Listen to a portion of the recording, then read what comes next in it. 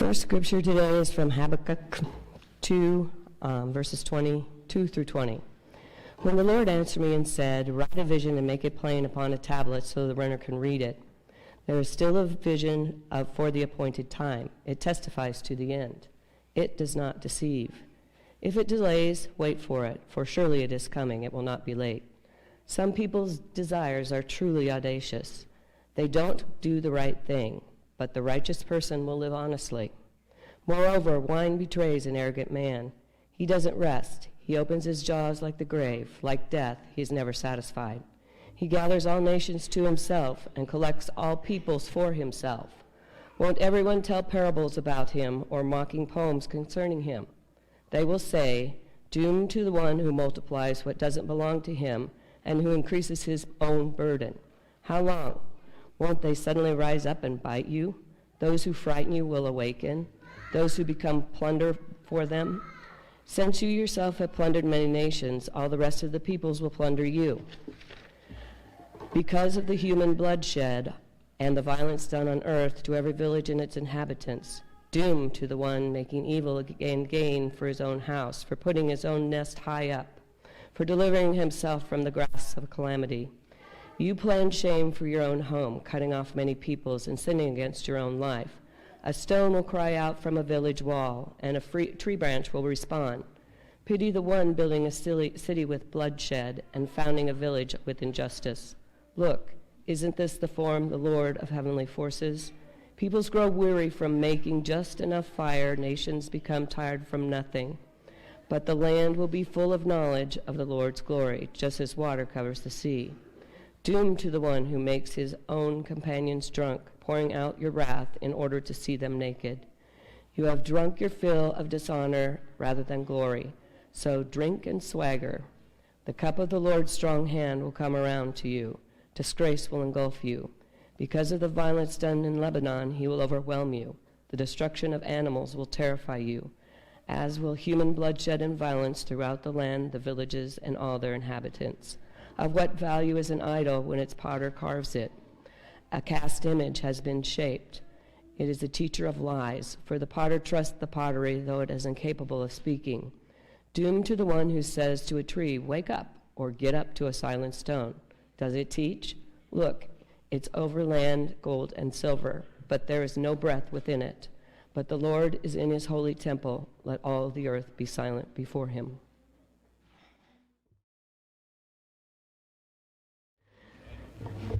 The second reading is from Proverbs chapter 3, verses 1 through 6. My son, don't forget my instruction. Let your heart guard my commands, because they will help you live a long time and provide you with well-being. Don't let loyalty and faithfulness leave you. Bind them to your neck. Write them on a tablet of your heart. Then you will find favor and approval in the eyes of God and humanity. Trust the Lord with all your heart. Don't rely on your own intelligence. Know him in all your paths, and he will keep your ways straight.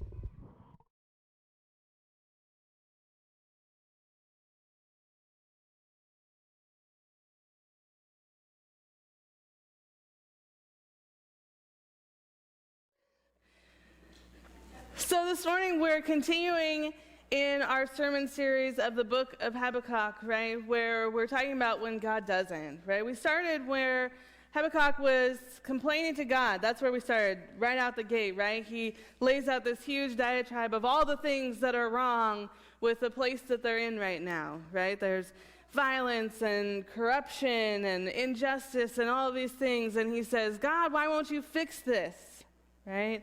And then last week we talked about that God answered him and said, "I will fix it, but I'm going to fix it in this way." Not the way that Habakkuk wanted him to fix it, right? But in his own way. And we talked about that Habakkuk was still mad. He's still mad at God that he's letting all these things happen. And in fact, is even madder now because God says, I'm gonna fix these things, but not the way that you, Habakkuk, want me to fix them. I'm going to have the Babylonians come in, conquer your people, conquer my people, and then we'll fix it. And Habakkuk, right, is still mad because he's like, no, I want you to just bring peace, not bring an even worse country into this and make the people even worse than they already are, right? So this week we're talking about patience, that God is saying all in good time, right? All of this will come to fruition. And he actually looks at, God answers Habakkuk and he says, I understand that I'm not meeting your expectation, but I'm asking you to wait because there will be justice, right? These people will be judged for what they're doing. I know what they're doing. Just have patience for a minute. And in fact, I'm going to ask you to have so much patience. I'm going to give you a vision. That's what he says to Habakkuk. I'm giving you a vision. I want you to write this down. He says, write down everything you see because this is how it's all going to lay out. I'm going to show you the complete injustice of things. And I'm going to show you how I'm going to bring justice to all of it. But write it down because it's not going to happen in the timeline that you think it's going to. In fact, it might not even happen in your lifetime. He says, so write it down so that people can look back and see that I'm answering everything that you wanted me to do. That's a lot of patience, folks. When I was growing up, my mom baked a lot. She still does, but I'm not there to help her anymore. But she baked a lot, and something we did on a weekly basis was we made bread.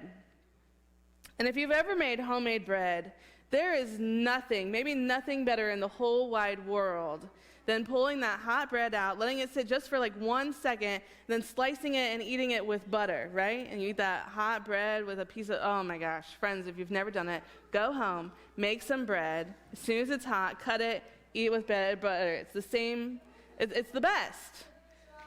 But the problem with it is it takes forever to make. There is so much patience involved in making bread because you have to mix it and then you have to let it sit, right? And it's got to rise. And then you beat it down and you let it rise again. And then you pull it out and you put it into loaves and then you have to let it rise in the loaves. It's like an all-day affair. It takes forever. And you can't be impatient with it. Because if you're impatient with bread, you get a lump of nothing, which is disgusting and is not this sweet, amazing treat of hot with butter. So many things in our lives require patience. And so often we don't want to have the patience for those things to happen. When we wait, oftentimes the payoff is sweeter. But we don't want to wait, right?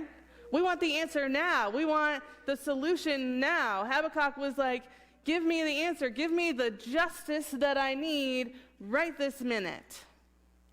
And God often says to us, no, I'm not going to give it to you right now. I'm going to give it to you. I'm going to give you exactly what you need, he says, but I'm going to give it to you only when you absolutely need it. It's infuriating. Let's just call it what it is, right? This whole patience is a virtue. We've heard it, right? Patience is a virtue. Be patient. We don't have time to be patient, right? We want it done now. Give us the thing we want now. But when we get it in the now, it's never as good as if we waited, right? Store-bought bread is never going to be as good as homemade bread.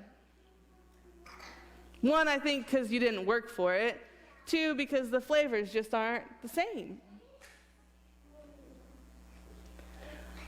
When we have to have patience for things, the payout is often sweeter.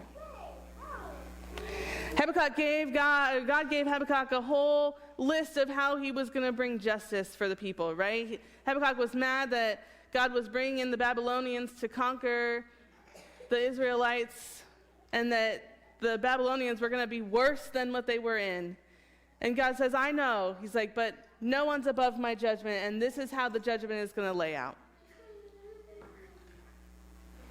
Oftentimes we look at situations and we say, if you would just fix this right now, we would be satisfied. It would be better. And God looks at us and he says, no. Now's not quite the right time. Be patient for it. It will come. Oftentimes we even know how it's going to come, right? Patience may be the hardest thing we have to deal with. And I think it's even harder the more we live in this society, this moment where you can get an answer to almost everything, right, instantaneously. A lot of times there's like, what is, and there's a question, and the automatic answer is, I don't know, I'm going to Google it, right? You Google it, and 2 seconds later you have the answer to the question that you had, and you can move on, right? We're in this, we need an instant gratification kind of moment. We do it with our food. When we get fast food, we do it with our answers, right? Instead of researching, we trust that Google has already researched it for us, right? We do this in all of our things. We're an instant gratification kind of nation. And what God is saying to us oftentimes is, you have to have patience for it to play out. The reward is sweeter when there's patience. So many times we get worked up, right? We were talking about this yesterday. I was hanging out with my family, and there was like 8 million kids in my sister's house. Not 8 million, but like 20, right? There's like 20 kids in my sister's house, and it's absolute chaos, and you want the whole thing to just be done right away because you got to get these kids out the door. And it's chaos, and your patience runs so thin, and then you get anxious, and you get snippety, and you ruin the whole thing. Whereas if you just soak it up for a minute, right? Like, this is mass chaos. There are 25 to 3-year-olds in my sister's house. How much fun is it that there can be this much life in one space, right? That they're running around and they're having fun, and even though it's not working out exactly like we thought it would, the parties never go the way you have planned, right? But if you soak it up for a minute, it's sweeter than you thought it would be. What areas of our lives are we so anxious to get done? What areas of our lives, what moments of our lives are we so anxious to get through that we forget the virtue of patience? What areas are we snipping at people when if we took a deep breath and waited a moment, the payout would be better? Batter of cake is delicious. The actual cake is better.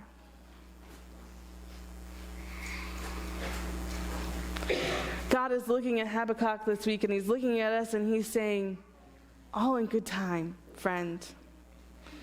I will bring justice to your people all in good time.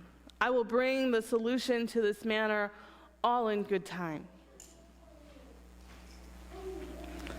And sometimes the all in good time is the hardest part. It's the part of most anxiety. It's the part that we sit and think, but I want it now.